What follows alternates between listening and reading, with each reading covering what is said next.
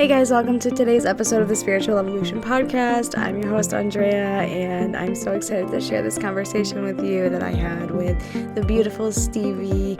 I am so blessed and excited that I got to speak with her. She is such an intelligent and beautiful soul, and I'm really happy that we got to talk for as long as we did. So hope you guys enjoy it and have a beautiful day. Left my other job so that way can make some time for us to chat. So I'm just juggling a million things right now, but really looking forward to this. This is like my favorite thing to do, have organic conversations around all things spirit. So yes, I'm super excited for that too. I'm looking forward to talking to you.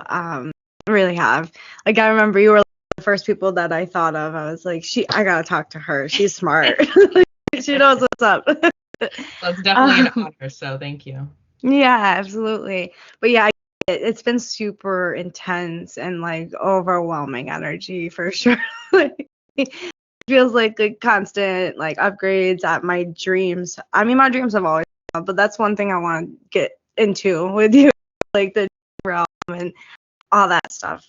Because I know that you have you've had a lot of experience with it. So, because I see some of your videos talk about astral realm and stuff like that, and I'm very big on lucid dreaming and astral travel and stuff. So I'm exciting. I feel like we're gonna have a good connection on that.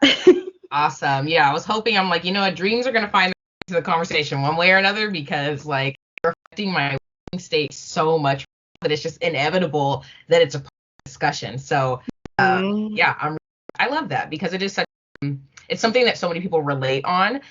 Everybody's experience is so unique, and it's kind of uncharted territory in a way when it comes to talking about dreams, because it's unlimited, infinite potential, but we're all having, like, at least from what I'm seeing, especially since being on TikTok, there's still a lot of commonalities that are showing up in dreams that really just make me question and get more curious on how connected we all really are. Oh yeah, I just got chills in my leg when I started dreaming like a few years ago. I remember like going into this, it felt like a multiplayer, like literally a virtual reality game realm where like other dreamers like looked at it. And this is before I was really like back in spirituality and stuff, because I had such an intense awakening when I was a teenager that I was like turned up. And so I just started getting back to it, and I was like, okay, we are definitely all meeting up in the dream. I don't care. I don't care what anybody says at this point. We've got the divine appointment and we're going up. I totally agree with you. Totally agree. Absolutely. Let's get into these questions. How did you begin your awaken to your gifts and begin your spiritual journey? How did that like unfold for you? I find in the short version, I think of this often. I was really so born into it. Like, it's really just, you said something that kind of just hit the nail on the head. When I was a young kid, I was naturally to rocks. Like, it was just before the internet. So when I was young, I didn't have any access to that. So it was just, my body was naturally crazy. I would do this thing with my friends by the age of 10 years old. They would come to me for things. I would call it going into love life or whatever I would do, but I would lay down, I would close my eyes, and I would be able to just turn this switch on where I would be able to walk through this place and read symbols and read the I was seeing. I would interpret it for them. And I mean, we were so young, but the accuracy that would come through at the time. So I was doing readings before I even Yeah. And my imagination was so strong at the time when I was so young. I just accepted it. And then of course I started to become a teenager and the same things were happening, and then add in the numbers, and I felt like I had OCD because I kept counting and multiplying and just reducing. Yeah. I got to a point where I did to turn it off. Like, hitting like probably at around the age 15 and being like, okay, I'm done. Like, no more of any of this stuff isn't real. Like, I've been going way too far within my imagination. Like, I need to reel it in. Yeah, 100%. Yeah. And then eventually, you can try to turn off the light and go into the dark. But it's sleep paralysis shook my shit. And it was such intense sleep paralysis that I was getting 3 to 4 times a week. I was afraid to go to sleep because my experiences were so dark and disturbing that led me to do whatever I could to find basically something to relieve my situation. And that took me right back to crystals. So funny how we have those full circle moments. Yeah. And it just kind of kicked off from there. So That's awesome. Yeah, I had the same experiences with sleep paralysis and night terrors. So I'm almost a year sober. I'm like in recovery from addiction to like just a lot of different substances. And I when I like first got sober, like my dreams, I started remembering them all very vividly again, and they were terrifying. Like they were. That was these new medications, and they were, why it was one of the medications they were saying this will help you sleep, like an antipsychotic, and I had no idea. And so, like I brought it up to another client, like another person at outpatient that was like, you shouldn't be taking this. It's bad. That's what it is. It'll mess with you, yeah. And so I stopped taking that, and that's when I started to be able to lucid dream because I broke out of the night terrors because they were starting to subside. They weren't as bad. One of them, like I had an alien I thought was abducting me, and I lived. My parents' house was across the street from a grocery store, so literally, and like in the dream, I was in a car, like I was in a shopping cart, so I thought it was very real to me.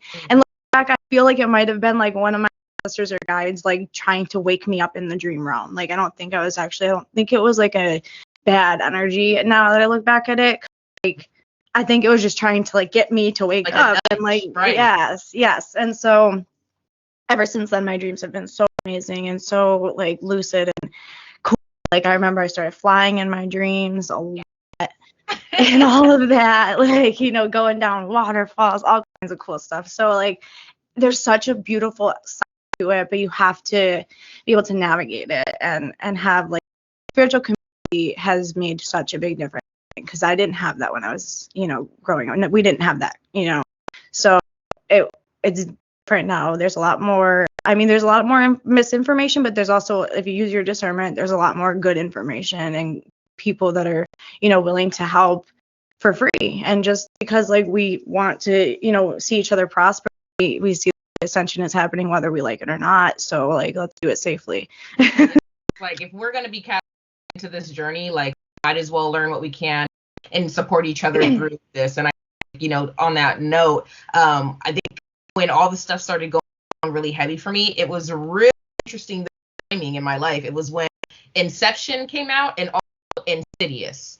And I'm just like, both of those movies are speaking to me in different ways. And so it was like these things started to show up in my external world that were giving me these little clues. Like, I just feel like we get these little hits along the way to support us with being able to navigate. I think that's the best word for it. And the amount of things that I incorporated in my dream world, to the point where, I know you've seen it. All of us dreamers love that.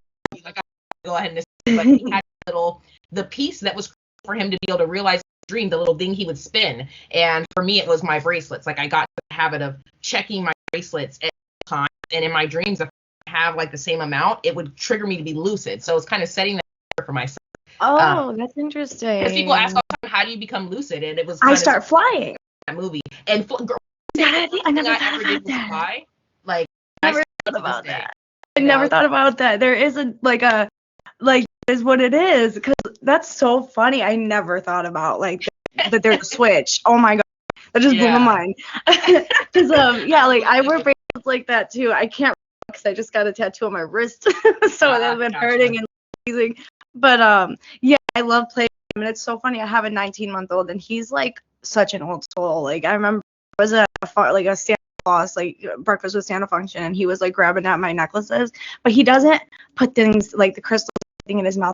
Go near the altars. He won't pull at my bracelets. He'll play with them, like sensory, like we do. And it's just funny because it's like so many little things that I think a lot of like the newer, souls coming into this like realm right now are gonna be a lot more awakened, and like because we have the conscious, the conscious understanding now, so we're able to raise them, like breaking this. So it's gonna be a whole new fucking world. Like everybody's breaking the cycles. Yeah. Yep. It's gonna be different for sure. Let's see. So what is one of the most unforgettable moments that you've had, like in meditation or in channeling readings, like anything that like sticks out to you right now that like you want to talk about? That's a good question. I feel like I go so deep into my history for different things that have happened to me. But I'm actually going to talk about something that just happened like last week, because I just love to keep it relevant, because that's the thing. It's like I always have these moments and like, oh, it could never get better than this. And then like I have another one. I'm like, oh, it's still happening. So I try to continue to appreciate it as it unfolds. Yeah, so I was at home the other day, and I've been in this place where I'm just like at home for hours. I don't turn the TV on. I just keep my meditative playlist on, and I don't do a lot. Like I kind of just find myself moseying on in different places in my home, but I'm meditating without like actually just being stuck in one place the whole time. And it kind of allows me to be a little bit more into it. So because sometimes when you focus so much on trying to force then you put up your own blocks. So when I can just create a meditative space in my house, like things start to happen. So I was kind of in this flow, just feel myself having that connection with source. Like I had a moment where with, you are in the dream. Once you become lucid, like it's almost like I get goosebumps in my dream when I become lucid, and everything just kind of, I see my reality differently. I don't know how to explain it, but I had a moment in the waking state the other day. This is that feeling when you just become so aware of the fact that you're here, but you're not here, and there's a higher part of you that's somewhere else. I was just having this moment. I was like, okay, so if I was in a lucid dream, even though I was awake, I was like, what would I be doing? What would the first thing that I do? Every time I become in a dream, I test it out by thinking about something and watching it forth.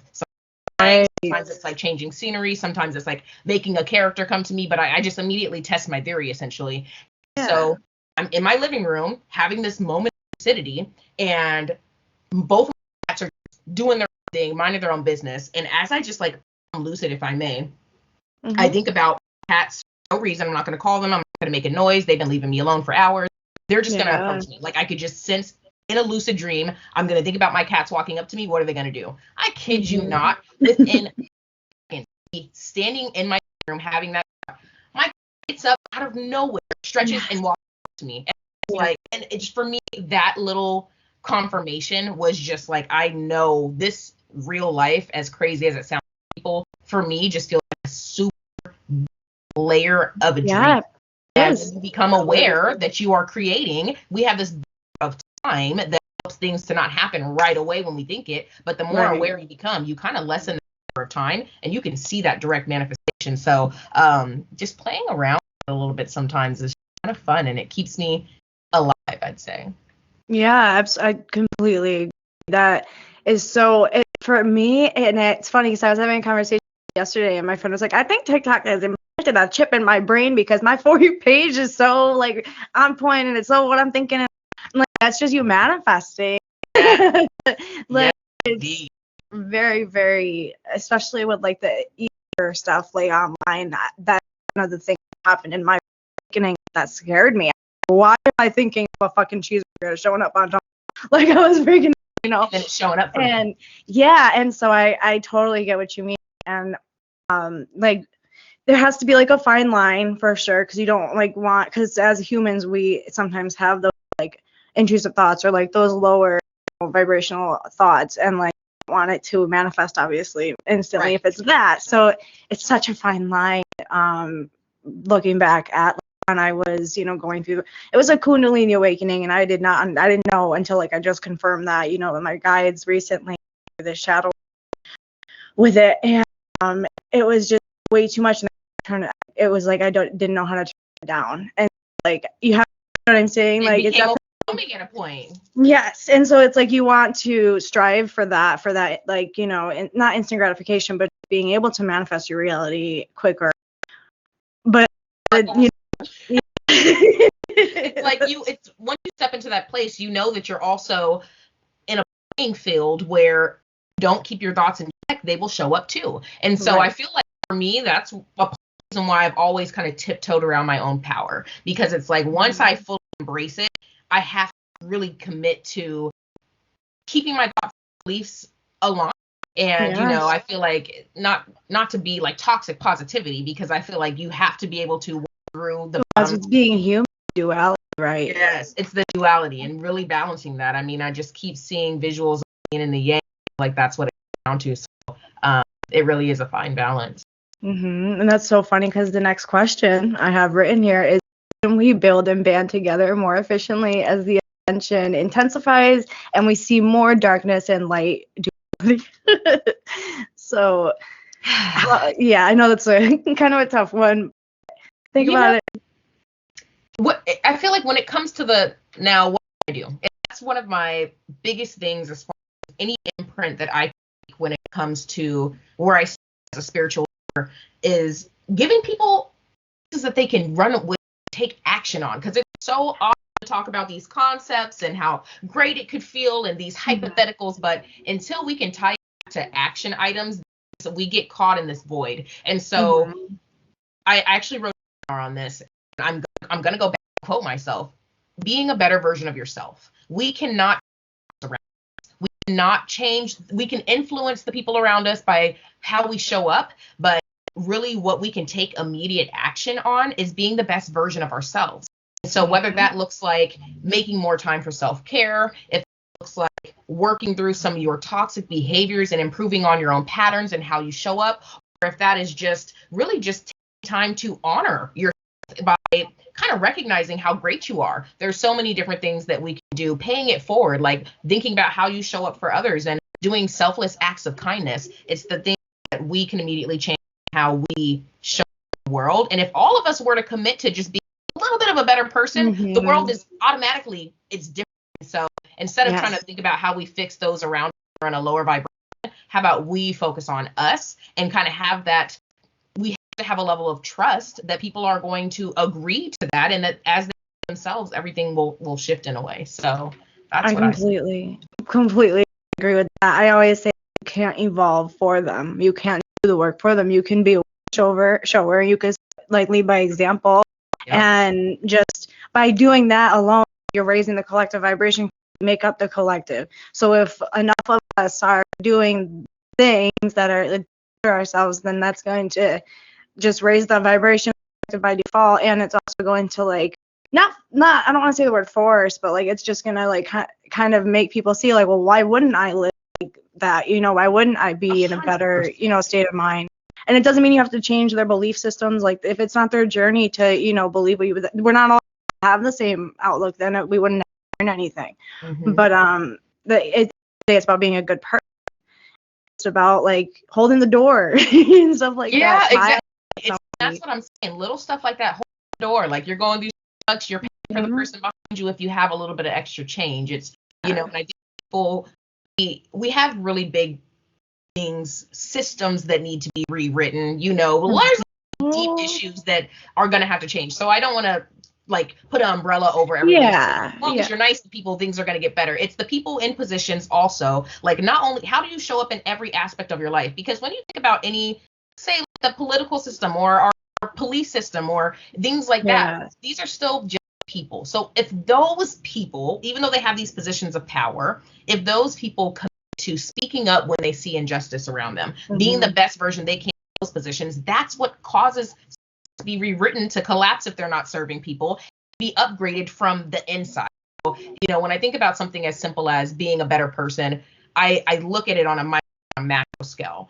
It does, as you say, it's like a ripple effect, and it creates a macro shift, which I think we're already starting to see. I think it's motivating people to really think about that. If there's anybody that hears this and they're thinking like, I hear what you're saying, but where can I start today? Mindfulness. Pay attention to your thoughts. Like it is the absolute point of, in my opinion, spirituality. It's being aware of your thoughts, become the observer of your thoughts, and start to create a little bit of a separation between who you think you are versus what you think.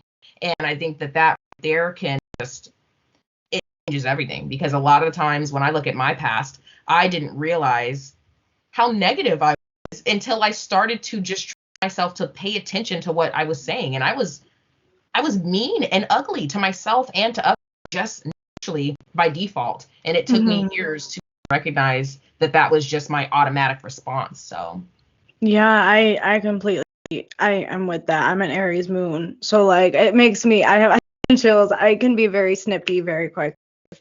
If you're like I feel bad because like I get like that with my mom, because like we're around each other a lot. She comes over, sees the baby like every day, so and I can be so snippy, and I'll catch myself and I'll say sorry, but like it's more than like, I mean, that's the start. That's where you have to start. 100%.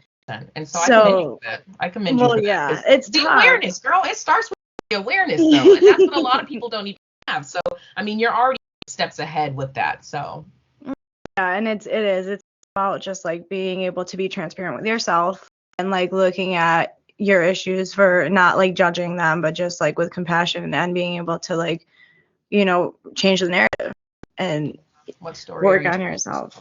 And is that story serving you anymore? That story might have saved your life at a point in time, but now that story will drown you if you do not let it go. I feel like that's a tough lesson. Absolutely. That's a really way of looking at things too.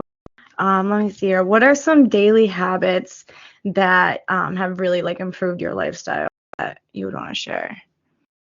I feel like affirmations.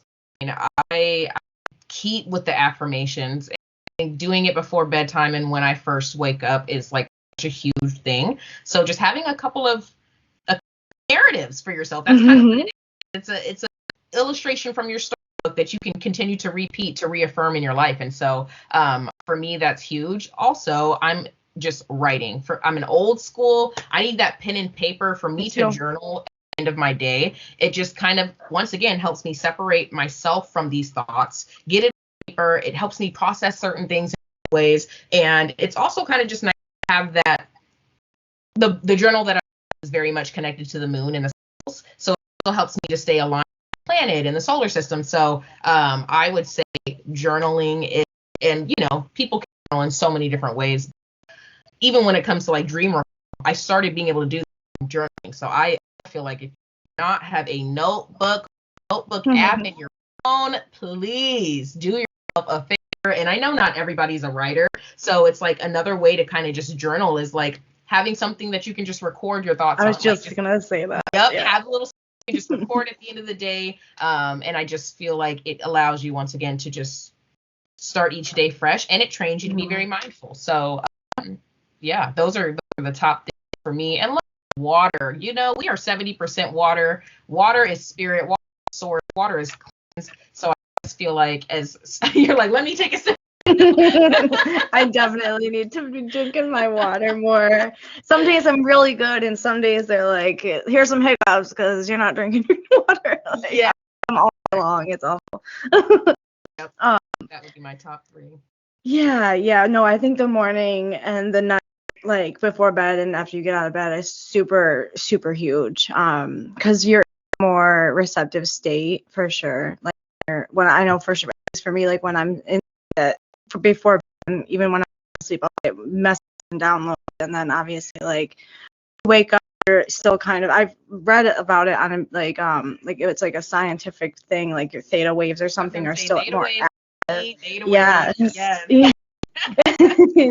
like super powerful to do that stuff in the morning, and to make some sort of like promise to yourselves to set like your alarm 20 minutes earlier to get up and get your day going and get some, you know, in there for your inner child and something, you know, it have to be super complex. Like I started getting up a half hour earlier every couple weeks.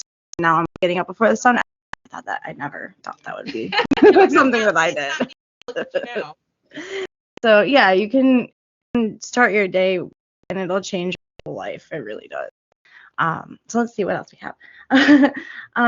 If you had the entire, you know, billion, many people are in humanity, if you have everybody's attention for a couple minutes, what would you want to concept would you want to teach? Oh, that's a really great question. It's one of my favorites. I think our thoughts are creative, you know, and I think this is something that I wish we were taught from a really, really early age. But I feel like with in no way victim blaming, our realities are a product of our mindset, our beliefs, our emotions, our thoughts, and our feelings. We collectively create the huge overall experience for everybody that we share, but within our individual realm, we are the creators. And so teaching people to retrain their thought process is really my goal in life, and to support with retraining that thought process. And like you said, I am very much like science and spiritual person. Like I want the logic and I want the intuition as well. And so I have, I think, been able to get grounded in my spirituality because of the amount of times that I'm able to back things up and certify them with the science behind it. And not that, like, I mean, I'm at a point where I don't need it because I just trust that a source, but being able to go back to that actual physical body, it is very much so facts that our brains have different waves and different states that they're in. And when we are in that theta state, we are able to program ourselves. And therefore, different times in our life when we were in theta states, we were being programmed. And so I think taking a little bit of the pressure off ourselves when I talk about our thought process and how we are creators, take a little bit of the pressure off, because you were programmed before you knew what programming was. Every single person was and has been. Nobody's excluded from that. And so it's recognizing that we come to a point in our lives where we can change the narrative. We can rewrite our story. But I think it starts with kind of eliminating this idea of what's possible, and is that even something that's worth going, and just going to the base question of like, what do I want, and what do I want to give? And if you can start with those simple questions and don't base it on anything that's related to money or what it might cost, really get into it with that, and your story will start to reveal it. Because I feel like a lot of the things that are the key to how we can overcome, they're things that come so naturally to us that we're probably doing, and we're just not even giving credit to those things. And I feel like a lot of times when we look at it as going out and trying to write who we are and completely change who we are, it's like there are pieces, even broken pieces, that become that staying at the end of the day.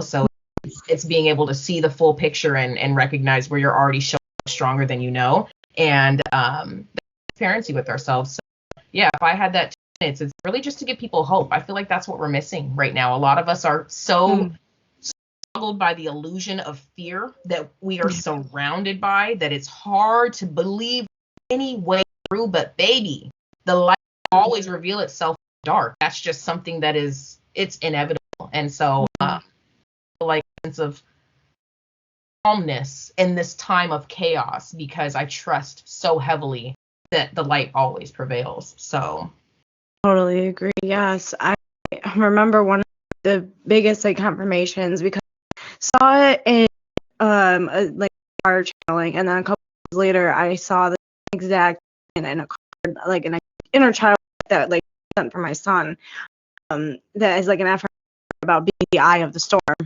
with all the chaos around you, being that center and holding that, like, you know what I mean, that calm, like you said, having that faith that it's gonna be okay. And even if there's all this chaos happening, you can hold the light, you can hold the, you know, peace within yourself, because just everything that feels like happening around you, like, is, you know, gonna affect you so terribly. Like, it doesn't have to look like that. You can I mean, you can the narrative and make it so that you're not so caught up in the fear mongering that's happening. Because I mean, I'm trying to stay informed, but there is definitely level. Yeah, there's so much that like we are being, you know, fed just to keep us down, and because they're so I don't realize like that with COVID, everybody had a chance for introspection, a chance for, you know, that inner work, and that time in hermit mode, which needed for this kind of shift to happen. In order for a shift to happen, something has to, I mean, things have to be broken down for the new to be built up. So without the chaos, we wouldn't really have, you know, the turning point wouldn't happen, because we wouldn't know how low things have become, you know, and how much needs to change. And hopefully the people in power start to see that. You know, what I recently just heard is they know that they've already lost. And so the final attempts to grab any low vibration that they can, to just take any with them. And it's, y'all already know that the light, that just, it's being so fast, and Earth is painful. I mean, that's one thing we know about, guarantee, when it comes to the cycle of life, being born and things dying. That is the cycle of life, where whether it's humans, whether it's structures, systems, that's just the way that it is. Earth is painful, yet it is one of the most expected things, and it is crucial for things to be brought onto this earth. So I think, you know, on that note, practicing non-judgment, and if you're going to be the kind of person that really wants to stay informed left and right on everything going on, just make sure you're also feeding yourself positivity to balance that out, because I'm not going to say stay informed, but what else are you doing to make sure that you are not inundating yourself with kind of low frequency information, because it just, a lot of it is. And so if we don't judge everything as bad, even though we've been taught when things fall or when people fight, we've been taught that, if we don't judge it as that, recognize that it is a mandatory part of this evolution for our highest good, then I think we can act a little bit more resistance, and it won't be as full as it could be. Say there's not going to be pain, but we aren't resisting things, just can be in that flow a little more. Absolutely, yes. It's like conditioning has been, go against, if you're working hard, if you're not burning out, you're not doing it. But that's just not really, that's the opposite of what, we're to do. So I completely agree. Like, once we get out of that state of resistance, even almost wrong to not resist something like that, because we've been so conditioned to believe that, because it's definitely a fine line, but it's something that we are learning as a collective, that like going with the current is going to be in our highest good, even if it seems like it's really up right now. Yeah. It's really practicing the illusion. And like you said, these youth, like Gen Z, if I could just address y'all personally, and a lot of the youth, I believe these are so have been here, that are making their way back, that are so evolved at this point that they are really going to be trailblazers, support with us getting on board when it comes to a certain level of fearlessness. Because me being technically a millennial, there are areas like I'm so close to Gen Z, it's like, oh, I just want to quit my job and run and do what I'm here to do, and like just live my purpose. And if you're serving me, then you're out. But I'm also like, I was taught to plan and make sure that I have shelter, make sure that and it's just, it is that chaos right. It's so needed. And so I'm really grateful for this fresh new energy that's coming in. And you can see the once again between that and some of the older generations that are very much stuck to a certain way. I can't even imagine about what we're going to see in the next 20 to 30 years on these young people who are going to be the leaders. It's, to me, it's kind of exciting. It is. It's very exciting. It's like, it is a really beautiful time to be on this planet and to be incarnated here. I mean, it can be really terrifying. But I think that's all a part of the ride, and I think that's all a part of why we're like part of our growth and learning process, and like how to hold that faith and that hope within those frightening moments is why we're here. So here, let me see, what do we got? What is one of the most challenging things you've had to overcome to be able to help heal others, because you too? So like something that you've gone through that is like helping within your journey. Putting myself first, being able to really honor that at the end of the day, I can want what's best for people, and I can change how I treat them. I've had to just kind of accept the fact that people are going to show up one way or another, and they are not serving the highest good for me, and they are draining me, and my energy is at a different place with anybody and everybody. I've had to put myself first and have enough respect for myself that I don't act on the behalf of myself, with other health or safety or well-being in mind before mine. And that's something that I had a really, really hard time coming to terms with. There's a lot of codependency issues that were woven into that, a lot of abandonment issues that were woven into that, where I would sacrifice any and all bits of my happiness and order to keep people around, in order to try to protect relationships that did not serve me, that were actually extremely toxic to me. So, I mean, and that's come from people who just friends that show up in my life to blood, that family would, that you're taught to, no matter what, no matter how they treat you, that's family. And that just was something that caught me really, really, really, really, really deep, as far as like I was cutting my own arm to save myself. That's kind of what it felt like, because they're a part of me. But it's something that I feel like we have to learn upon this path in order to be able to serve them better. It's like that's now we realize it, like us sometimes people off is the best thing for them too. So yes, and I thought about it, and it's like, they should be treated, if anything, better than, the people in their life that aren't family. And it's sad that it's like the other way around.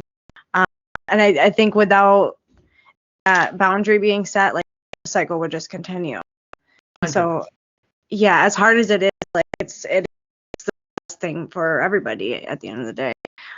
So that's, I haven't had to really cut anybody. I've had boundaries, so I do for that, because that's got to be really, really thing to do. I know a lot of people that have that journey. So it's definitely something that's, So here's one good question that I think you'll be interested in talking about. Do you believe living in a multiverse and quantum leap anytime and all the time? Yes and no. I definitely, it shows that we are, as soon as we get something, it becomes, so as soon as we look away, like that's experiment, it's like things are no longer the way that we thought that they were. So I totally, absolutely believe that we are in a reality where there are multiple dimensions that we are existing, depending on how you look at it, your higher self, your physical self, emotional self, your karmic self. And so I think that there are many different ways to answer that question now. I do feel like there are people that are unconsciously, subconsciously bouncing back and forth between different lines where things are shifting for people to speak on these kind of experiences.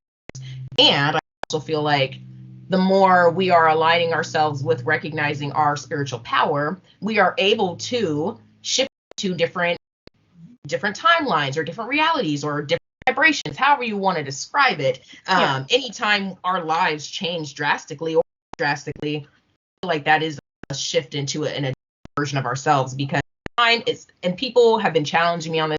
I talked about it on my TikTok, and some people are like, no, that's not. And it kind of is. And in many ways, time is not real. There is truth behind the simultaneousness of past, present, and future. And so when we honor that, then we kind of recognize that there have to be versions of ourselves that are taking place, that are living out experiences simultaneously. All deja vu is, yeah.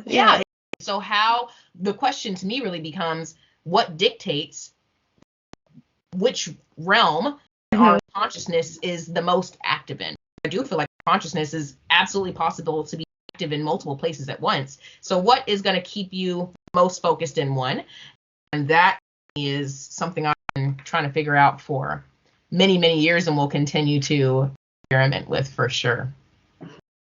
It's so interesting. I'm just getting into the book Quantum Revelations, and I just started it, but it's really got a lot of interesting information, and a lot of the stuff about how there's so many scientists that are holding on to this paradigm and updating quantum physics of that has kind of broken down like classic science. So it's like, yeah, exactly, the paradigm shift within itself. I think that if once the scientific community as a whole accepts that, I think things will start to really shift, because that's bringing the spirituality of science. And I think once they start to, because they overlap, absolutely. They do. Yes. We don't have the capacity. We haven't gotten to that point in our evolution to understand how yet fully. Spiritual people do, but the scientific community doesn't want to. They're surely catching up. Yeah. Trying to. Yeah. But I find the quantum realm and all of that so intriguing. It's a really interesting take on it. What makes me more conscious here? And when I'm dreaming, am I dreaming about those other places? Is that what it is? Because I have so many questions.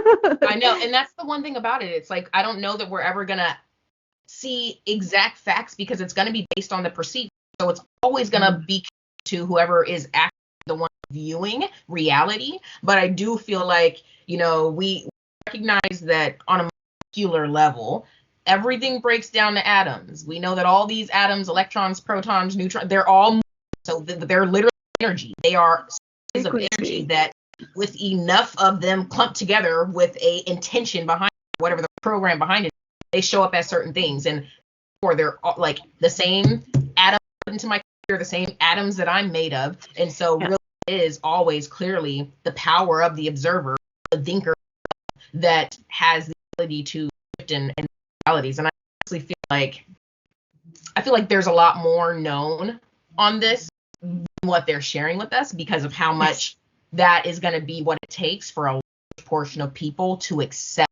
this. And the more people that get it, the less possible we as a population control to be in these capitalistic structures. And so, yeah, I do feel like there's some information that's kind of being withheld, because, I mean, for me, like I said, I need the science, I need the spirituality, but you get to a point where you don't need science anymore. You just kind of trust in source. People who will not come to source until there's something in their brain say, there's a recipe for science. So, but we're getting there. It's already out there. The information is out there. It's just a matter of coming across it and being able to understand it. Right. And head around it. Yes, because I actually saw another creator a few days ago talking about that exact thing, how consciousness manifests itself within everything. Like everything could be conscious, and we don't like have the capacity to fully understand that. Just like you said, the same exact atoms and molecular like makeup is of me, and it is of the computer, of all of these objects, like of the crystals and the grass, and and so everything. And it's funny because the way he explained it is that he said everyone wants to be on Earth right now, so if they can't incarnate as a human, they're gonna incarnate. I gotta be here. Yeah. And I just started laughing. That makes sense. Like, that that's so is a funny. really fun way to put it. And I think we need that kind of humor sometimes, because it's like, it feels like so pressed and stressed that I think we need to be reminded that this is a very honorable time to incarnate, to be a part of this. I truly feel like what's happening within our little realm is obviously, once again, a micro of a macro for something on a universal level. For galaxies that we're not even aware of, they're counting on the players on Earth to deal with this, so everything can be created, so that God, source, or spirit take itself to a whole level of self-awareness, because it's just all levels of self-awareness, and it's like we get to be the unfoldment. It's like pioneering this new age, this ascension, and it's really just mind-boggling sometimes. I'm just like, I'm here, like, and it's because that's actually kind of comes full circle, because I'm thinking about when I was like a little girl and I'd lay in bed just like mind blown that I was here. I don't know why. I was like 7 years old, like, I'm here, I'm gonna change the world.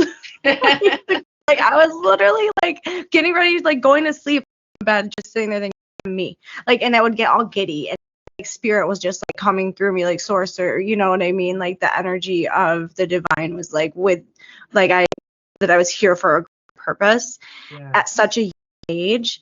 And it was just like, and I can't describe it, but like I can remember that feeling so well, because like I'll get it sometimes now that I'm back into this stuff, that confirmation that I'm on the right path, like I'll get really so it's crazy to think about like how really like blessed we are that we're here, even if it's intense, it's historical. So let me see. So what are your thoughts on the simulation theory, like on the Matrix? And I mean, it kind of plays into the multiverse and stuff like that, but what are your thoughts on, like, once we're awake, like how do we have control of it, or do we sleep, or like, to me that ties back to relative lucidity. Matrix, I just recently went back and watched all of them too, which is kind of funny. But, in the Matrix, it very much portrays some dark powers that be, that, technology, AI, or whatever it is, that are feeding humans as energy source, and so on and so forth. And the major thought is your physical self is here, but you are actually living a complete experience that you think is physical and real, even though it's not. And so I guess what I kind of get is there are too many times where and so much lately, where I'm getting this feeling of like something's asking me, where are you? And I'm like, I'm here in my room, but something else is like, no, where are you? So it's part of me. And I don't know if I would consider it a physical version of myself, or if it's because I recognize that my physical self is bigger than me. And so it's Mhm. I can feel my soul as free, that's completely grounded, and that's always in a place that's still and perfect. And this is the sensation. So I feel myself actually in a place, and this is where I'm having to remind myself, this is real, this isn't real.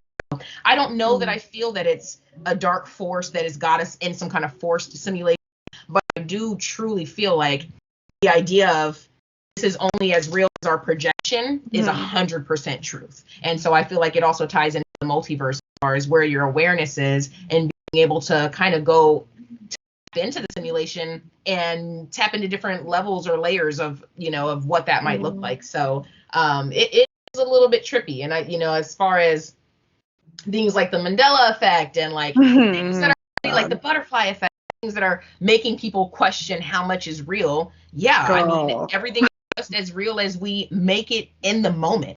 So it's like I think there's only ever going to be cracks and glitches that show up, because things are nearly as solid as we like to think they are. Everything is malleable. Time is malleable. Space is malleable. Energy is malleable. So so many stories about that. But the recent thing that happened, well, my wing was just okay, so I should call it my wing. It's my shoulder blade. So it was just like buzzing, and that's when confirmations when you were talking about where are you, like so I wanted to tell you that. Where are you? But yes, because I sitting opening like these little package friend, the creator, and she like sent these charms or whatever with these little these in the little plastic ball things. I'll show you real quick. So they come in these little things, and I was like opening them with my friends, and I opened all the charms, okay, and I swear this charm, I have it on here, I have it in my charm box, but one of the charms was a bronze pentagram, okay, and a regular pentagram. I was like, oh, I'm gonna give this to Lucifer, and because I have an altar for him, and so I'm opening up the other charms, and I showed it to the girls. Now we all remember seeing something different, because then when I went back to pick it up, it was a little circle in the middle, and it was completely different than you looked at earlier. And it wasn't just me that saw something different. Okay, so so there was two other girls talking in the video chat, and one of them said it was a silver pentagram without a circle. Thought it was a bronze pentagram without a circle, and then the other girl said no, it was that it is now, the star in the middle. So listen to this. The next, like yesterday, maybe like 2 days later, that was like, no, it was the same. She buys these things, and she swears to us, like she sent us a picture, and she swears when she bought them they were blue and silver, and then they changed the purple, like light and gold on the back. She bought these because they matched my outfit. So you what? And I was like, dude, like this is just information because you didn't believe the other day. Yeah, because you were meant to see it one more time. Oh. Yes, and it was just, but it's funny because it was like in our conversation it happened. So it's just like, so it is very true. I don't even know, but it's that we're talking about how malleable things are, and like that literally just happened, like 2 or 3 days ago, like within a couple of days, happened twice. That's so crazy. I love that it's something that you've been able to have and kind of share with other people too, because it's one thing, I'm pretty sure I saw it, but when you have other people that are like, I know what I saw, that to me is just it's powerful. Yeah, it's very much like real. Like the effect is very real. Like I remember my first conspiracies that I was like, okay, this is not right. Stein Bears. I'm like, no, that's not right. I knew to say that for sure. And for me, it was the fruit of the loom, the tag on the fruit. Yes. And I was like, I remember seeing the whatever that thing is. Yeah. The holder. Yeah. Cornucopia. Yeah, that's it. I think about it, but I'm like, so I'm not convinced, because something definitely has shifted here. And there's a couple other that really stood out to me too, but people still find it to this day. I saw someone talking about like the river emoji is gone now, and that's like one I knew what it was until I saw it, and then I was like, oh my god, yeah, that did exist. And it's just all these little glitches happening, and it's like tension energy, they go hand in hand. So the more attention is on this topic and this idea of these cracks, the more they're going to show up. So it's like, well, we asked for the conference, baby. Now the cracks are showing. Like, just where people are like looking at the sky and the sky doesn't look real anymore. I'm like, you'd be amazed how many people are saying that right now. Like when I was on the retreat in Florida, I remember looking up at the moon, and it was a full moon, and I was looking at the halo thing of the moon, the aura of the moon, and I was looking directly at the moon, and I didn't like it's been happening more now that I'm not asking them. Like once I stopped asking and like needing the signs, it was like, yep. And so I'm looking up at the moon, and I swear to you, like I don't know if it must have been one of my guides or a fairy or something. It looked like a lightning strike like went through the moon. It was like a white, like it was like it was electrically charged or some shit. It was crazy, girl. I was some moon. Yep, and I love that you said like the less you ask for, the more it reveals itself. It's like just being receptive to it instead of feeling like you have to force it to happen. Mm-hmm. That is kind of the key to, in my opinion, like being able to see the signs and read the signs around you is kind of just accepting and keeping your mind open at the same time. That mindfulness without like needing the confirmation, just or even want, like, it's not, I don't know, it's not that I don't want it, it's just that I don't need it anymore. Right. Right. I have that faith. And to me, it's like once you have something, you don't need it anymore. That's what keeps it coming, is because you. Yes. Oh my God, I was talking about this with somebody, one of my like a few weeks ago, about like desire and how like that's right above fear on the emotional scale, and like you want something, you're telling the universe I don't have it, so now I want it. Yes, and so I have to remind myself of that. And when I say it out loud, I'm like, I understand what I'm saying, but it's like, let's say you have your dream car. You wake up every day thinking about how I want my dream car. You would just already be thankful for my dream because you already have it. So as soon as you start to desire and want something, you're reaffirming the fact that it's missing from your life. When I say that was one of my biggest moments, to this day, I'm still just like, ah, shit. I can feel myself wanting something and reiterating missing, and so I have to kind of find other areas of life where I'm still getting the emotional fulfillment equivalent to that may not actually be in my life yet, that I am wanting, but recognizing there is a version of myself that already has it. Once again, that's my idea. Intricate, but it's like I needed that aha. No, I completely agree. That was a big one for me too.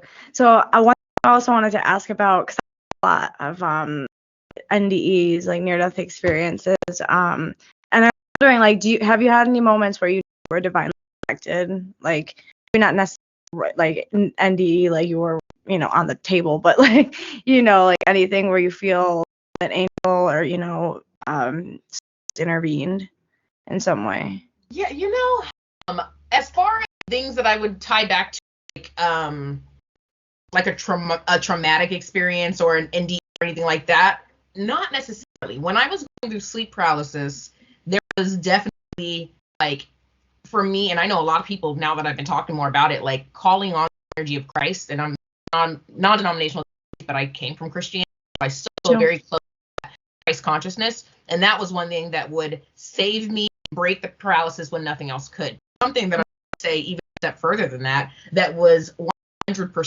confirmation of the divine being there protecting me. When I was at the threshold of, I didn't identify with Christianity anymore, I didn't know what I wanted to do for myself, but I knew I still felt connected to God, of course, and so I was in that place where all these things that had been taught to me were very taboo.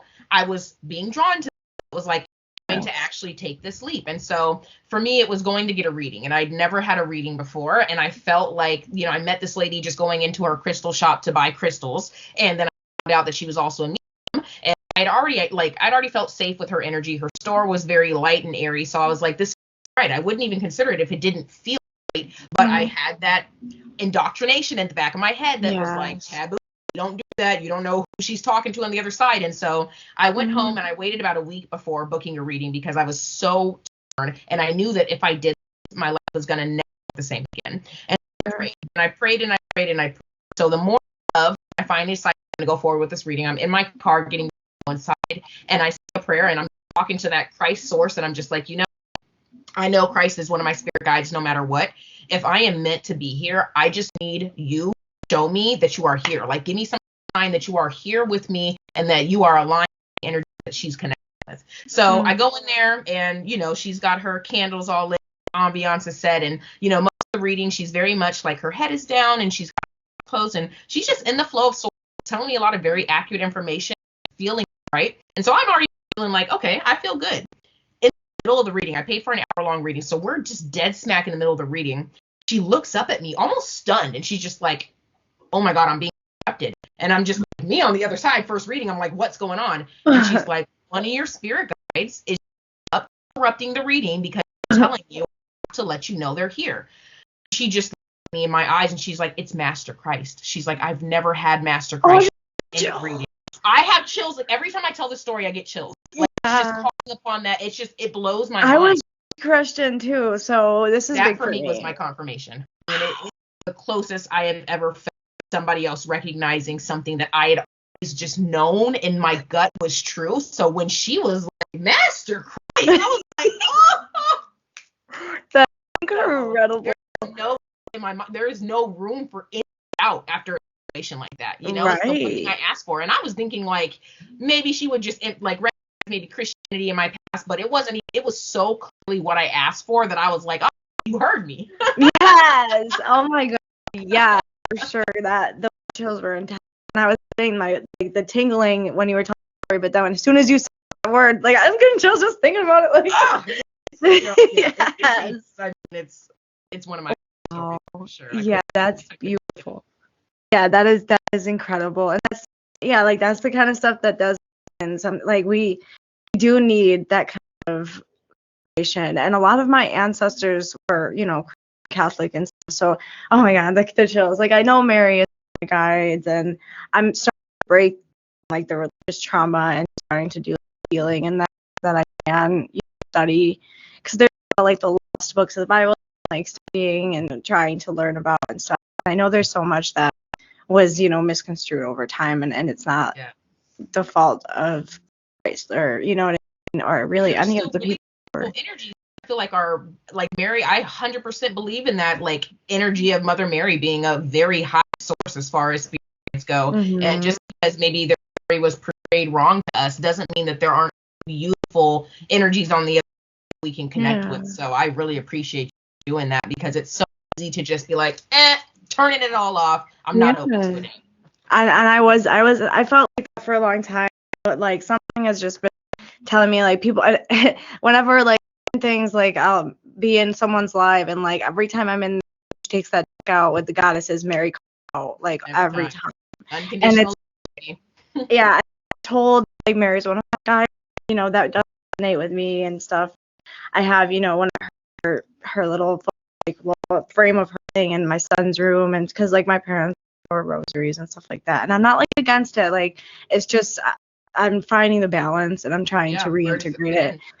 Sure, it's definitely something that I'm working healing with, like the misconceptions and like the bullshit narrative that has been like corrupted because it's, you know, they want power from it, which is bad. But let me see. Do you believe that we quantum leap in our dreams? I feel like that's where the majority of that is definitely happening for me. There's been many times, like, I feel like I get a lot of prophetic dreams, like things that I see in my dreams, I experience in my dreams that I experience after, and so that is me kind of quantum leaping to future versions of myself. And I've seen it happen so many times that, like, now I'm able to almost feed off of those experiences in my dreams to make sure that I'm aligned now for that future, if that makes sense. Like, I've been having dreams for the past 2 years consistently, me on stage, singing, doing music, doing speech. What I'm doing always kind of goes blank, but I always can feel the crowd and the energy of the audience, like, which to me is the most important, is that connection piece. So it doesn't really matter what I'm up there doing as long as that's there. But I do feel like I'm in different versions of my quantum future, different, you know, realities, because that's what I do for myself. And this isn't the first time that I saw something and then it was happening. And so I think we can practice, and it's not always lucid dreams that I experience that through. The time I lucid dreams, I feel like when I become too aware of the dream, I dictate it too much. And so it's almost these dreams were partially aware, but not fully lucid. And so I'm able to remember everything really well. Mm-hmm. I'm still completely in flow where I'm able to receive the visuals, if that makes sense. So I get that.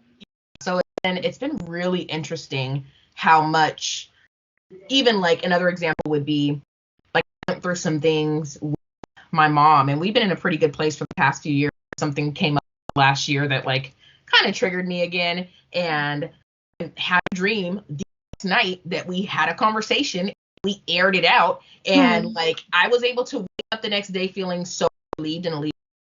Like we addressed in real life. It was such an easy done and done because I already done the healing. Like I was like, all right. So it's like that where I'm like, yeah, there's definitely there's multiple versions of me at work right now. I'm just being more aware, and it's been kind of blowing my mind. It's just, yeah, crazy. Yeah, that is, and it's like these timelines are almost like we're calling in more consciousness. Like I've heard about people, going to past life readings and then like seeing our past version of themselves, parallel life reading, and seeing that version of themselves, and then getting that like initiation or whatever ability in that life, or priestess, Egypt, whatever, getting initiated into that, and then coming back with more gifts or abilities or awareness of those gifts and abilities, like reintegrating those themselves again, right? And so, and I feel like it's not maybe collapsing on each other, but definitely like reintegrating that part of consciousness, the consciousness that you're aware of, so that you're having like all the pieces of within where you're aware. I really like that. I really like that because I truly feel like we've been like these different versions of ourselves have been like very much separated. We've looked at them as very separate pieces to where we don't even realize that it's all happening and that it is all pieces and versions of ourselves. And yeah, the more we our awareness, the more we can integrate that. That's a really, really great way of putting it, and that's exactly how I feel right now. I've always been clairaudient, and since like doing a lot more work in the daytime and like hearing things in my dream, where I feel like back in the day I couldn't really hear people you knew you were engaging, but it's changing the way I hear in my dreams, the way I see, the way I smell and taste in my dreams, affecting how I'm showing up in real life. Like it is. That's yes. A great thing. The dream realm's gotten a lot more like real. Like I remember once I was like in like a lake or something, and I felt like I felt the water. I was swimming. Like it was just like your senses are more awakened, and you become more aware in the dream realm for sure. Yeah. But yeah, that's really awesome, and it's funny because I didn't even realize I had this question here. Do you believe that like Jesus and Buddha, like do you believe that they were ascended masters? Do you believe that they were sent here to start religions? Do you believe they're just sent here to make people aware they're they can do within like their awareness? What do you think about like what their reason was for incarnating when they did? Yeah, I mean, I guess for me, like I'm so detached to like labels. So I mean, I would just for the sake of semantics, I would consider them as masters. But I really feel like anytime the planet or society is at a place where we are drifting too far off, or we are becoming a little bit too deep in the illusion of self and this idea of self, then we will have these really immense, powerful beings of light that are coming in with a higher level of awareness, these super powerful souls and beings that whether or not they were human or whether they've been alien or whether they've always been an angel, whatever you want to call it, they are coming here and they are bringing forth these 9 times out of 10 events that inevitably shift the world and bring a lot back to the people. And I think that, about the amount of different ways that energy is shown, it's always going to look different. It's got to mirror the people, body of the people that are surrounded by it. So Gandhi was able to speak to a certain people in maybe a certain culture because that's what they can identify with a little bit more. Christ will show up in a different region of the world because that's what they can identify with more. So I feel like we're always going to see different ascended beings that are showing up at the divine time to support with these major shifts in consciousness in a way that people can identify with. And I think that, it's hard to sometimes honor the breadth of how Source has shown up when we become too married to one religion. Yeah, absolutely. I believe that there is there's a lot, because like without spirituality, there wouldn't be religion. So you have to kind of break it down to like the source. And what's the root here? yeah, absolutely. And I think that like personally, like I really think that he was like Chris was like a widower. He was just like explaining what we were capable of, you know, and that yeah, like you said, like the people were probably just becoming too caught up in their own, you know, illusion of what reality is to you know, the self, the ego, when that's not all it is. And so yeah, I totally agree. That's a good way of putting it for sure. Where was Definitely I? timing within that. So how much do you have more time? Because over now, do you have time to do a few more questions? Yeah, for a couple more questions. Okay, let me see which I have a lot. So let me see which ones I want to ask. Have you ever tried astral projection while you were awake? I have not. Every time that I was focusing on astral projection, I was actually in sleep paralysis. Yeah, too. And that's I'm trying to understand why. It's been so hard. Like every time I go to, you know, go astral projection guided meditation or something, when I'm awake, I fall asleep and it happens. Well, why don't I have to be asleep? Right. Well, I think it goes back to like our brain waves and kind of like where our body naturally is able to kind of separate in that sense and still stay aware. For me, it's right on that when I'm think of falling asleep that my consciousness is still very active, but my body is taking over and it allows my soul to kind of like tether in a way. But I would say there's been many times during meditation I can tell like I'm not just here in my physical body. Right. I don't know if I would consider it astral projecting based on the experience that I know that I had astral projecting, but I still feel like it's in a sense very similar as far as what's happening with my soul and having that awareness out of my body. Yeah, like out of body experience. Yeah, exactly. More of an I totally know what you mean, because I said that too. I was like, I felt like I was on my way to astral projection, but like I wasn't. Like I was in the space in between. Like I was looking on myself, like being here, but I was up here, but I wasn't all the way up there. Yeah, that's kind of where I've played around as far as being awake. Yes, no, I'm with you in that. So how did what was the turning point? I don't know if we already talked about this, but do you have a turning point in your dreams where you became like aware, or were you a dream? No, it was after Inception came out. Once I realized like what was happening, like I made a point to like wake myself up within my dreams. It did. Yeah. It was partially, once again, the sleep paralysis. I was already so aware. And so I think that is where I recognized when I was having the sleep paralysis and then I watched it, and it kind of like clicked for me that this could be how I get there, basically. Because I realized in these episodes of sleep paralysis, as much as I'm aware that it's a dream, it feel like a dream because it would always take place in wherever I fell asleep. So it would be like my bedroom or if I was in the living room. But based on the hallucination part, it was a dream. And so I kind of just started to practice that same level of awareness, and yet relaxing enough to where what would naturally happen was I would fade more into an actual dream state, but I would retain that same level of consciousness. So I think it really started with that. And after kind of getting familiar with questioning everything, like that's what would cause me when it didn't start from sleep paralysis to realize that I was dreaming. Just keeping a certain level. What am I seeing? Something seems off here. Like it would always be something like a dragon. Like there. I just set up my dragon altar today. Like I just made a spot. Like a big spot for my dragons in my fairies, and I love that. I love that. That's my example. That's awesome. But yes, no, I know it's like when I actually was going the night terrors, I had a lot of really intense inception, like of it. Like I would felt like I was in the goddamn movie. Like I was like in a dream. It was crazy. Yeah, like I was awake in my, and I would think that I was pulling stuff out of dreams into the world. Like that's how a bunch of inception it was. I thought I was waking up and like pull it, like so that in my dream I became lucid. I was like, I'll take this with me. And I would try to like take I need thing. And it was like, oh, then I was like, oh, I was still dreaming and I was doing that, like, but it felt like I was awake because it had inception. Such bad inception. It was crazy. Oh man. But yeah, like it's the dream realm is intense. It's very there's so much to it. Like I could talk about that forever.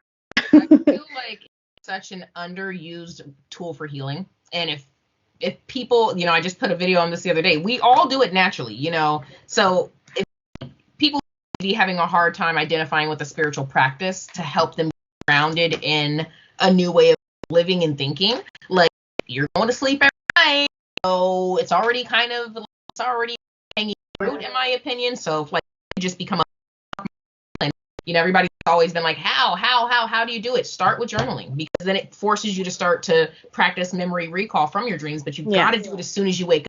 And if you don't do it within the first 5 minutes, you will forget. That's science. So that would yes, I read It's All in Your Dreams, I think. I don't remember the woman's name, but she's like a dream expert. From that book. That was a book I read a while ago, and she talks about how like wake up. There was a couple little things she gave in the book about not moving away until you have that dream.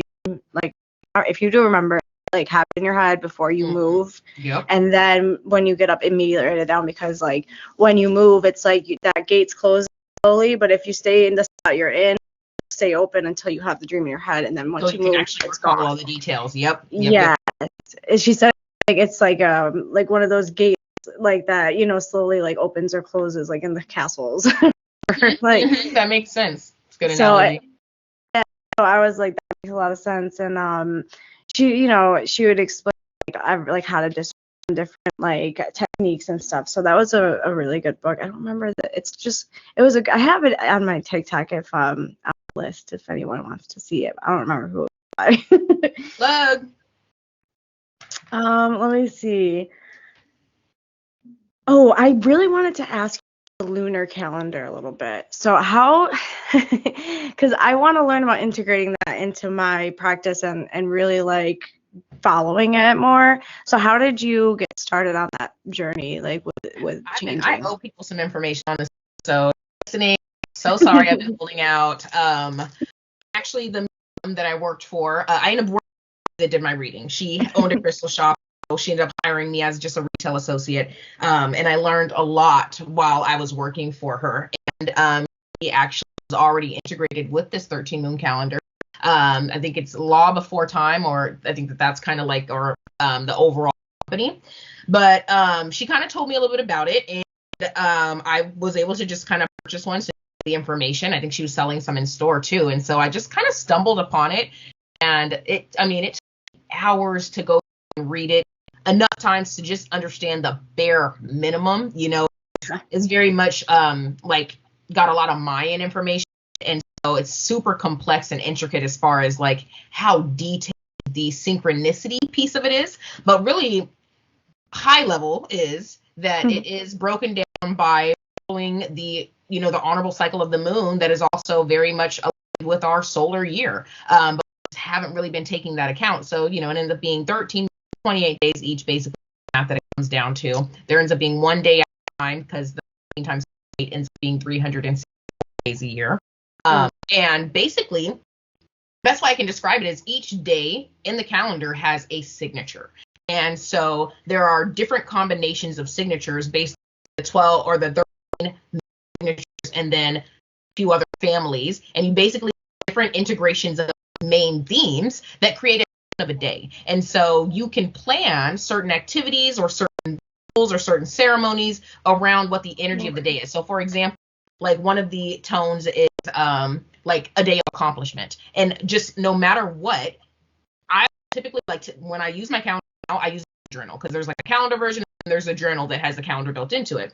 So I go back and journal after my day is done. And every single time the theme of the day aligns with what I did that day. You could use it as a planning piece, or you can use it as a reflective piece to kind of see how you are aligned with the cycles. But every day is like the hand of accomplishment. I get so much done those days. There's like a day that's a day of death, and I've seen a lot of things come endings on those days. So it really is just a a way to align yourself with synchronicities. That's the purpose of the calendar. Go and read it on the website. It's all about creating more synchronicity in your life. And to me, synchronicity is the fun part of spirituality. It's like seeing how everything connects and being able to have that higher level view, how nothing is separate. I'm going to go grab it and show you. Yeah, I was going to say, I want to know. Okay, cool. I'm going to grab it. And this is the theme for this year. So super cute. Oh, yes, I need it. Hold on. What website was it on? So it is Law of Time, lawoftime.org. Because I had an astrological from Magic of Eye. I had it's in my closet somewhere, the astrological, where it gave me like my birth chart and it gave me the moon cycles and stuff, but it wasn't very detailed. So lawoftime.org. Awesome. Thank you. Yeah, this is so intricate that I've read it several times, and every single time I go and read it again, I get a different piece of it that I did not understand. And it also does have like the kin, which is considered basically your Mayan birthday, which is a day that the way I see it is that day is like if a day can embody what your energy is, that's the universal energy of that day. And every day on my galactic signature is the blue resonant monkey.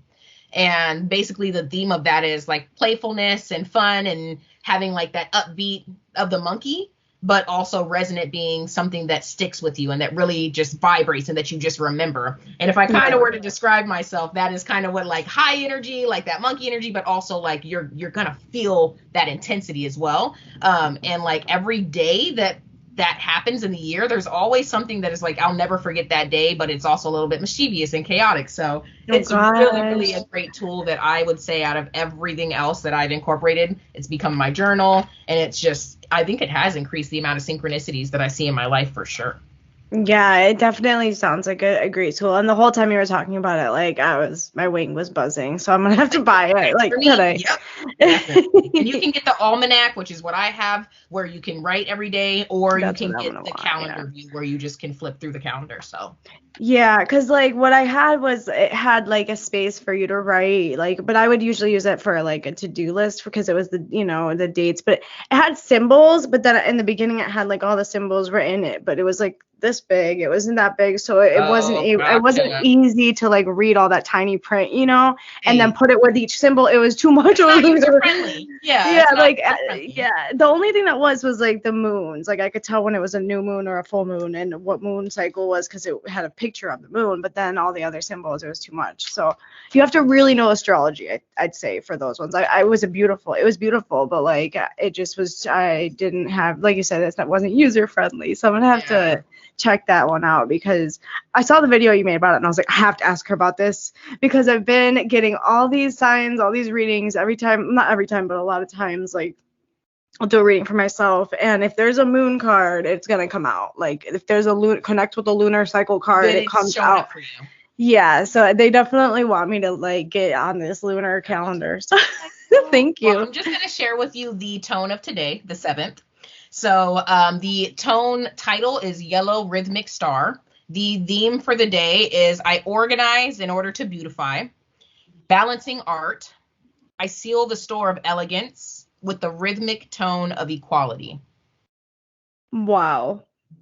That is crazy because I made so these charms came with it, but I had to like add something to it, and I was like that was a little thing I did today that was artsy. So that's really funny. Yep, and I'm thinking about just the organizing piece as far as just beautiful energies coming together, the rhythmic tone of equality. Those are the kind of things that I get from my calendar, and it always is just spot on. Yeah, that lines right up. That's incredible. I'm so excited to get it. Oh my gosh. Right? Yes. Oh, thank you so much. So here, let me ask a couple more questions that pop out to me. You kind of already answered that, but I'm sure it's happened again. What was a moment that you knew your guides or the universe was coming to you through another human or as an animal or, some other kind of being on this planet, like they came through like that being to send you a message of some sort, whether it be like a bird or a person or a dog or a cat? Yeah. my cat right now. I love the kitties. Once my son's old enough, I'm getting a kitten. Like, it's happening. I've been wanting a kitten my whole fucking life. I've had a dog, growing up, but I always wanted a kitten. I can never have one because my dad's allergic. Oh, So dang. I need one, like, stat. But I'm gonna wait a little bit until he's a little bit older. He's not even walking yet. So, but I guess we can wait a little longer. No, actually, so the other day I went out to eat with my friend, and I felt like it was like I'm very connected with animals and like animal totem, animal medicine. And I feel like I always get messages through animals and through people, obviously, because we're animals too. But so we're out eating at this place, and they have just a whole bunch of different pictures of a whole bunch of different Alaskan animals that are just framed on the wall. And so I'm like sitting there and I'm chatting with my girlfriend, and I'm just like, I keep staring at this squirrel. Like, the squirrel energy is definitely speaking to me right now. And we're getting ready to make some major moves. And, squirrel represents a lot of activity and like harvest and resources and so on and so forth. I was like, oh, this feels really fitting for everything that's going on in our life. And she's just like, funny that you're seeing the squirrel, because I keep looking at that picture of the moose over there, and I hadn't even seen the moose. And she's just like, that's all I can stare at. Like, I'm feeling really heavy moose energy. And she's very calm and collected and grounded. And so like both of the animals that we were seeing were very much like aligned with kind of like the tone of what we're taking on with this move together. And so that was already enough for me to be like, okay, there's definitely something between the squirrel and the moose energy. So our waiter comes up to us after we had that conversation at some point. They're checking on us, and we're chatting with the waiter. And I noticed on his shirt that there's a squirrel. And I was like, there go that squirrel once again. I'm like, damn, this squirrel energy. He's like, oh yeah, but did you see the moose? Opens up his vest. And I'm just like, and me and her just literally go from looking at him to just looking at each other like silence. We were just like, oh my gosh, yeah. And he was just like, so what? hard. And I'm just like, you have no idea. Out of every animal that you guys have displayed on this wall, you would walk right up to us and be like, oh, the squirrel and the moose energy. So Wow. it's the stuff like that for me. And I definitely, like I said, lately I've been getting more into the animal medicine, and moose has been showing up a lot as well. So that was kind of fun. That's incredible. I love that. Wow. Yeah, like I've been getting a lot of like bird energy. Like I've had that for a while. I mean, ever since my grandpa passed, I've had a lot of bird energy because he loved birds. And my grandma just recently passed right before his birthday and Valentine's Day. So like it was like kind of like it was really sudden, but it was also kind of like nice that they were able to reunite for his birthday and Valentine's Day and stuff. But the day after she passed, like the hawks, I had a hawk come like last summer that like I saw twice in one day within like a couple hours. Like I saw it like I was on live and I saw it, and then I was walking into my apartment building and it flew right over me. And so that was last summer. So now springtime, like the day after she passes, like I got the hawks going off in the morning. I couldn't see them. The other day, like yesterday, I think I was on a walk and I saw 3 fly over me. Yeah, and I seen 2 because I've been taking daily walks again as it's getting nicer. Right. And I saw 2 the day before, and I've been seeing tons of crows. I mean, and ravens because I work with Odin and Hecate, so I see lots of crows and lots of ravens all the time. To a point where my mom's like, there's just a lot of them around. Maybe so. They're mine. Yeah, but yeah, for me. So, but yeah, like the hawk energy has been so intense, and like it's so crazy because the day I heard them out that day, like that Friday, when not only did I see the hawks, but my uncle, who's lived in the same house for like over almost 20 years now, never has seen a red cardinal out in his backyard. Saw one that same day, and then my aunt, her daughter, my mom's sister, saw this reflection of like angel wings from the light reflecting off the window, and she said, I've never seen it before and I've never seen it after. And like she took a picture of it, and brought it over and showed it to us and stuff. And but yeah, like the hawk energy that day that I heard them, later on that day I saw my For You page some new guy I've never seen before talking about how like the divine messenger of the hawk and all of this, and I was like, okay then. Yep, I'm getting the message. That's so funny because I was doing a reading for somebody yesterday, and one of the cards that I pulled, there was a hawk on the card, and I wasn't being drawn to it for that person, but I couldn't stop staring at the damn hawk. And like I was being told that it didn't apply to them, but that it was still like something just to kind of keep my attention on, and I'm just looking at it, I was Wow. like, is it an owl? So I like pull the card up to my face. I'm like, no, it's definitely a hawk. So that Yes. makes a lot more I sense. just got an owl tattoo because I'm supposedly going to be an owl in my next life, and I Oh, I just love that. recently got the tattoo of the owl, and it's so funny because like right when I decided I was going to get the tattoo, it's like a native woman with like an owl headdress. Like when I finally found it and I sent it to my artist and set the date and whatever, in the breath work on one of the live streams that one of my mentors does or whatever, everyone I like said I saw an owl in the breath work, and then like the next breath work everyone was like I saw the owl. So Like, I'm seeing it now. They're it's showing so up. much.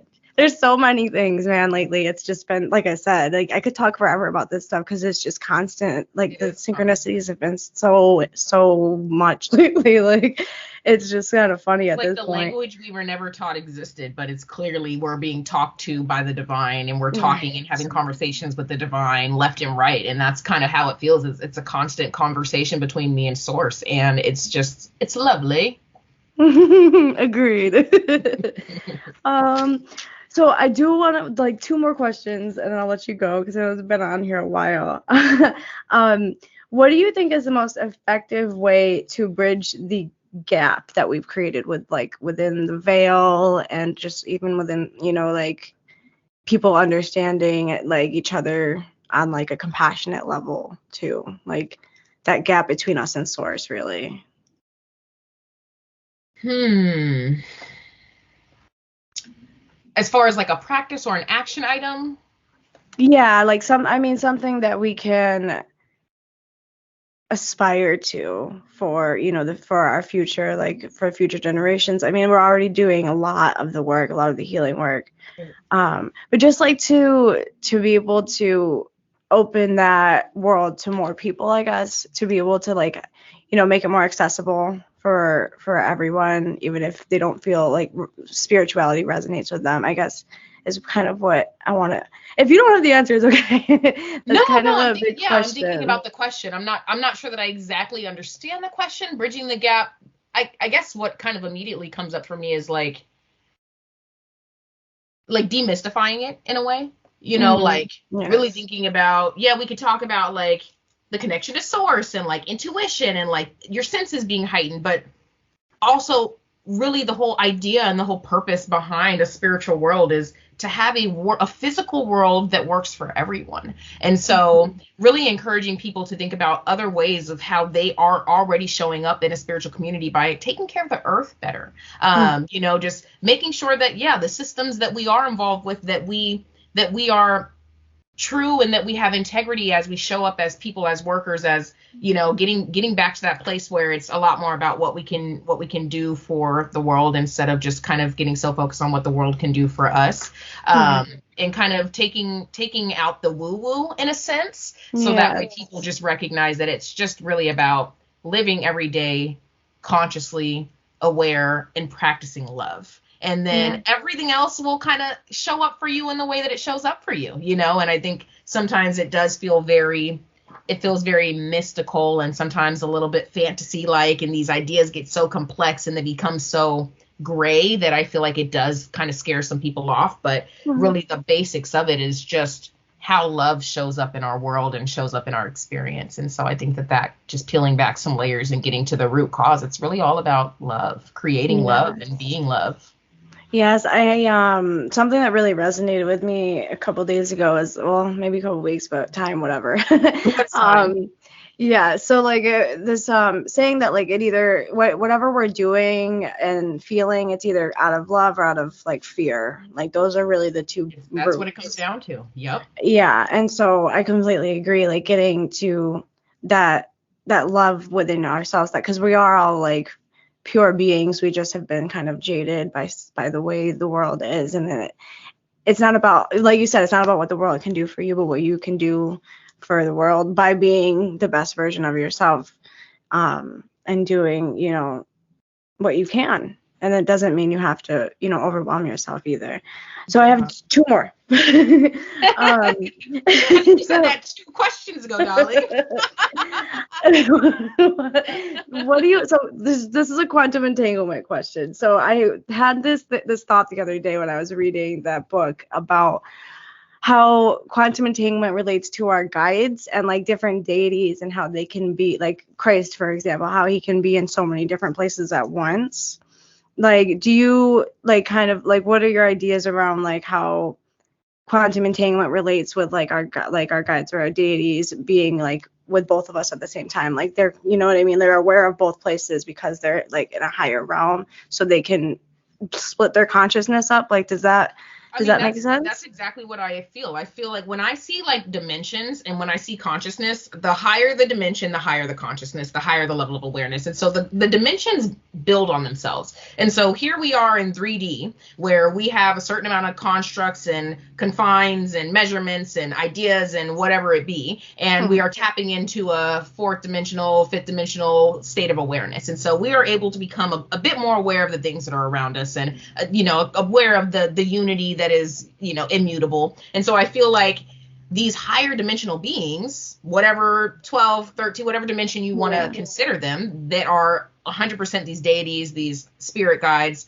they are able to unanimously, simultaneously be in every lower dimension at the same time. And I feel like that kind of explains how, we may feel like we're only here at one time, but they are able to be with you, with me. It's omnipotent, it's omnipresent. And so I do feel like it is just kind of how they every kind of, like you said earlier, kind of collapses upon itself. Every single layer is just a bigger piece of the whole.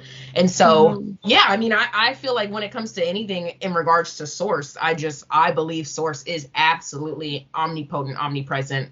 Like it's just kind of the nature of the beast. So, I feel like it's kind of our nature as well. And we're just starting to become more aware of that.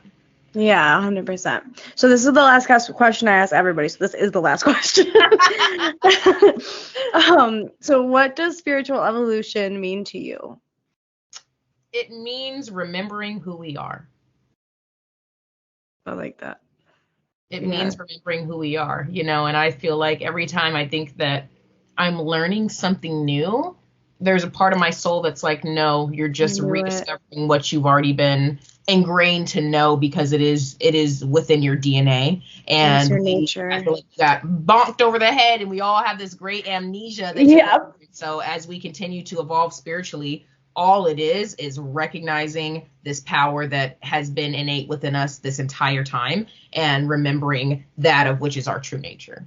Yes, and learning how to harness it as humans, because and what that looks like in this time, in this flesh, in this vessel, in this vehicle.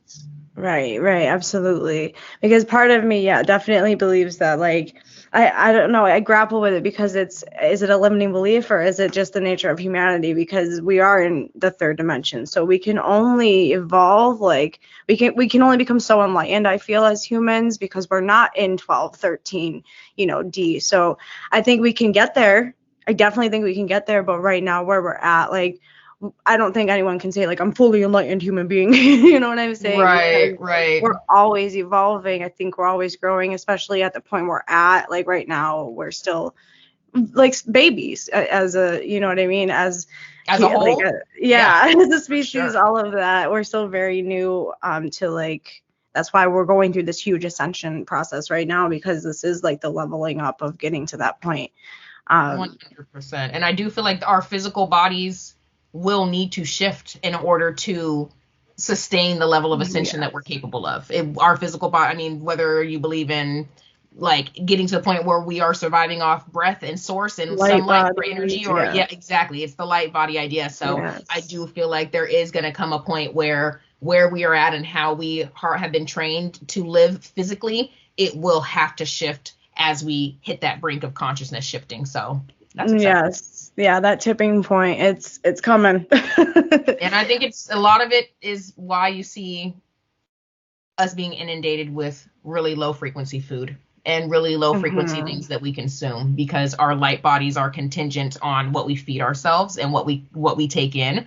And as long as we are trained and programmed to take in really low frequency stuff, we have just a prolonged period of time while we are going to be kind of capping our consciousness. I think it has to go hand in hand. So that's where I'm trying to tighten up currently. I'm so with you. I have it on my vision board. It's like I haven't even read it yet. It's like a list of like beginner plant-based like stuff you can buy at the grocery store. And like I've looked at it, but like I need to really like integrate it, and I don't know how ready I am. Like they definitely are like on me about like fixing my eating habits, and I'm getting there. I know. I feel like it's such a huge thing in our lifetime that it's like, I feel like we just need to think about it for a couple years before we can even make any moves. Like, let me accept the fact that I'm going to have to completely rest in peace to how I've been eating my entire life and reestablish a new form of what I crave.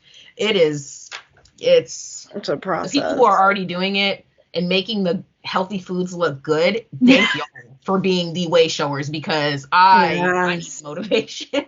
I am so with you. It's like I don't know, like I stopped eating red meat and stuff like that, but it's just like chicken and just like the like crab, I don't know, like crab meat and stuff. Even though I don't eat that a lot, like that's the kind of stuff that I'm like, how am I gonna not eat that? Because I'm so used to eating that, you know what I mean? It's like a temptation. It's like, you know, it's but it's unhealthy at the end of the day. So no matter how much you cleanse it, no matter how much you know, I mean, gratitude and all of that's important. And if that's what you're going to have, you know, putting in your system, then yes, do it. You know what I mean? Cleanse it and make cook it with love. Yes. Yeah. But I completely, I know, I agree with you. And it became last year, I was like, oh, we're not going to, because there was all this like hype about we're not going to need food anymore. We're not going to need, you know, this, and we're going to live off of this. There was a lot of that going around. So I was like, I need to consume all the junk food. Right. Let me get it in now while I can. So that is like, I'm breaking that right now, and like things are definitely starting to taste a lot less like appetizing that I used to like enjoy that are like processed. I'm starting to taste like how like much chemicals are in them. Yeah. And start to really like see, like understand, like damn, like that was really bad for me. No, I think that's what started happening for me. It's like I started to really kind of set the intention that I would start to crave what was healthy and like dislike what was no longer healthy. And whether if it was disliked because it started to taste like cardboard or because I would shit my pants out afterwards because my body could no longer process it. One way or another, like I have been kind of forced into this, you're gonna get behind it because you just, it's the last piece of really taking back your power. So it's a work in progress, boo. Yeah, I know. Well, I'm so happy we got to chat. I really am really excited. I've learned a lot. So thank you. And that's all I have for you guys today. I hope that you learned as much as I did from this conversation. And if you guys have any comments or questions, feel free to let me know.